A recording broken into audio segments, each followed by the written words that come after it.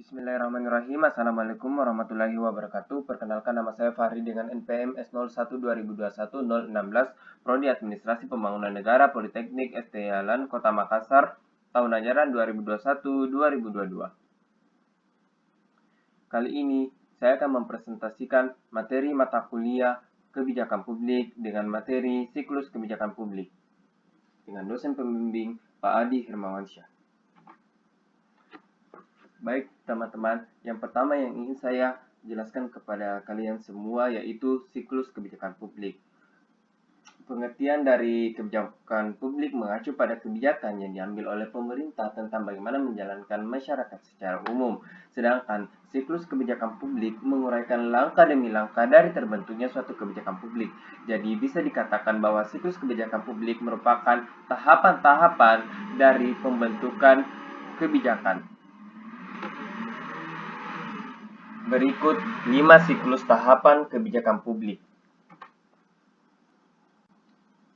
Yang pertama yaitu ada agenda setting.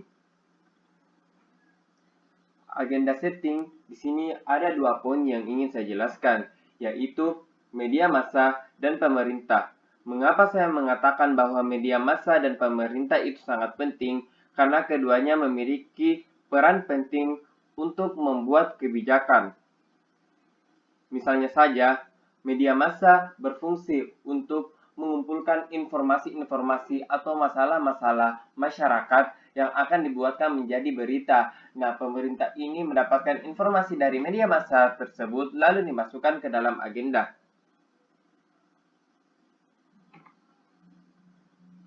Selanjutnya yaitu perumusan kebijakan. Perumusan kebijakan itu meramu. Meramu di sini dikatakan yaitu masalah yang ada di agenda diramu atau dibahas oleh pembuat kebijakan publik.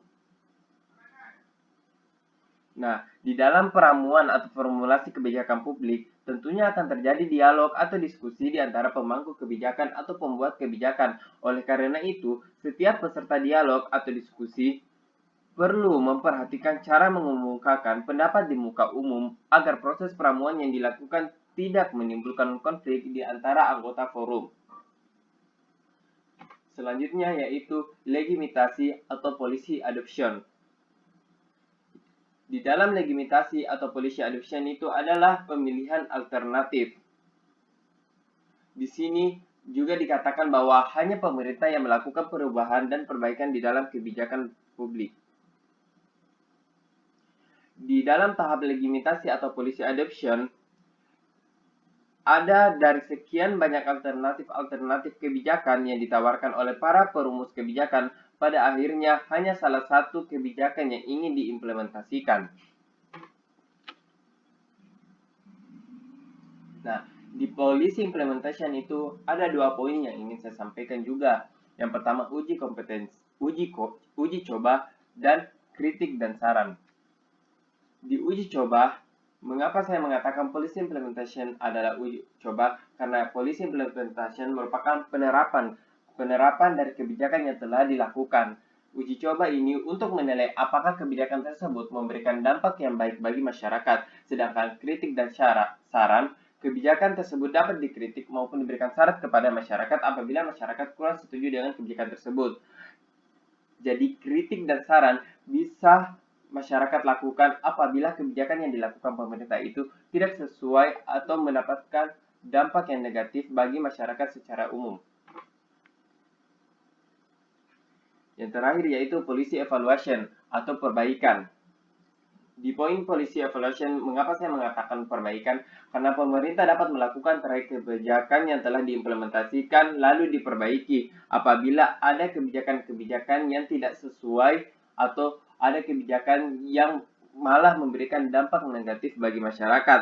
Pada tahap ini, kebijakan yang telah dijalankan akan dinilai atau dievaluasi untuk melihat sejauh mana kebijakan yang dibuat telah mampu memecahkan masalah. Dan perbaikan terhadap kebijakan publik yang berlaku berdasarkan pengalaman yang telah dilalui selama kebijakan publik tersebut terimplementasi. Jadi, kesimpulan yang bisa saya ambil ialah, jadi dalam pembuatan kebijakan publik itu memiliki beberapa tahap, yaitu agenda setting, formulasi, adopsi, implementasi, dan evaluasi. Semuanya harus dilakukan ketika pemerintah ingin membuat kebijakan baru, serta kelima tahapan ini sangat berhubungan satu sama lain. Selanjutnya, saya akan menjelaskan siklus kebijakan publik pada Tol Layang Kota Makassar atau tahapan dalam pembuatan kebijakan Tol Layang Kota Makassar. Yang pertama yaitu ada agenda setting. Seperti yang saya jelaskan tadi, bahwa di agenda setting itu ada dua hal pokok, yaitu media massa dan pemerintah. Anda bisa melihat gambar di layar ini, yaitu berita kemacetan di Jalan APP Tarani Makassar pada tanggal 16 Desember 2015. Media massa tersebut mencari informasi atau masalah yang terjadi di masyarakat.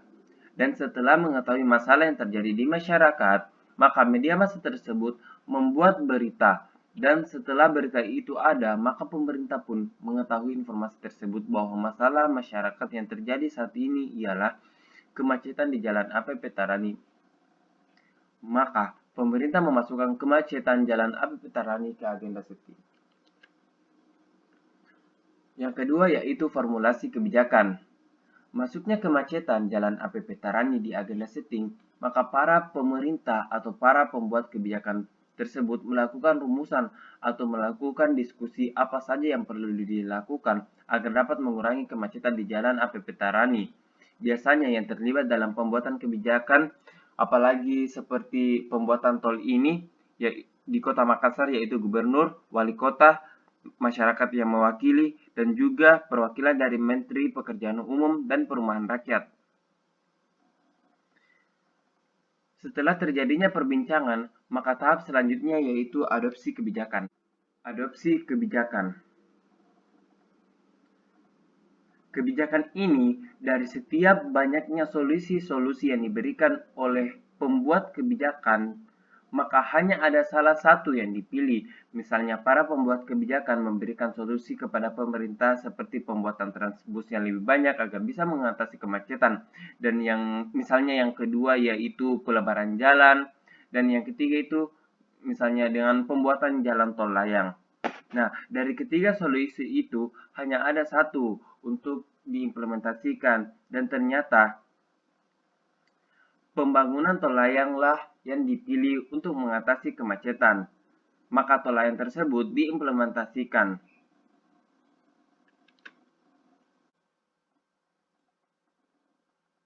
Baik, selanjutnya yaitu policy implementation atau implementasi kebijakan. Implementasi kebijakan merupakan tahap uji coba dari kebijakan pembuatan jalan tol layang. Di tahap ini juga masyarakat bisa protes bila implementasinya tidak sesuai terkait kebijakan yang dibuat oleh pemerintah.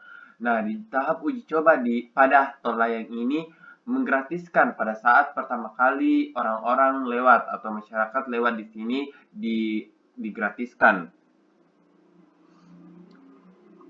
Dan di tahap ini juga apabila implementasi dari pembuatan jalan tol layang ini tidak sesuai, maka masyarakat bisa protes. Dan setelah dilakukan implementasi, maka dilakukanlah evaluasi kebijakan. Rela aku terima salahmu untuk memilih dia dan meninggalkan aku dalam semak berduri terpusatkan demi aku terpusat. Namun aku akui akulah yang bersalah telah memberi hati walau sekerat kesal. Maafkan aku atas. Evaluasi kebijakan, yaitu melihat sejauh mana kebijakan tersebut mampu membantu masyarakat umum. Jadi di evaluasi kebijakan ini merupakan tahap penilaian dari suatu kebijakan tersebut. Nah, di tahap ini dinilai apakah kebijakan yang dibuat oleh pemerintah ini mampu mengatasi masalah-masalah kemacetan di masyarakat. Dan kita lihat sekarang, ternyata jalan tol layang Kota Makassar itu mampu mengurangi kemacetan di Jalan APP Tarani Kota Makassar. Maka dari pembuatan kebijakan tol layang ini oleh pemerintah berhasil. Terima kasih.